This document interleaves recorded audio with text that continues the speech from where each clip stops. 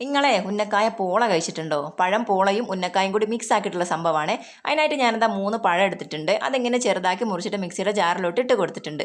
കൂടെ തന്നെ 2 മുട്ടയും 2 ഏലക്കായും കൂടെ ഇട്ട് കൊടുക്കുന്നുണ്ട്.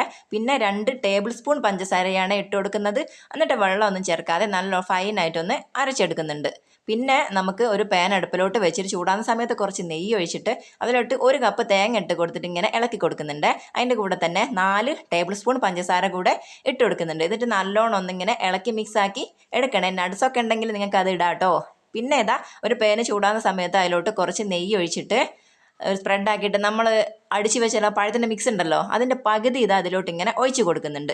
എന്നിട്ട് അതിൻ്റെ മേലെ നമ്മളെ തേങ്ങയുടെ മിക്സ് ഉണ്ടല്ലോ അതിങ്ങനെ എല്ലാ ഭാഗത്തേക്കൊന്ന് സ്പ്രെഡ് ആക്കി കൊടുക്കുക. എന്നിട്ട് ബാക്കി വന്ന മിക്സ് ഉണ്ടല്ലോ ഇതിൻ്റെ മേലെ ഇങ്ങനെ ഒഴിച്ച് കൊടുക്കുന്നുണ്ട്. എന്നിട്ട് 10 മിനിറ്റ് ലോ ഫ്ലെയിമിലിട്ട് വേവിച്ചിട്ട് ഒരു ഭാഗം റെഡിയാകുന്ന സമയത്തൊന്ന് മറിച്ചിട്ട് വേവിച്ചെടുത്താൽ മതി കേട്ടോ. അപ്പോൾ ഇത്രയേ ഉള്ളൂ.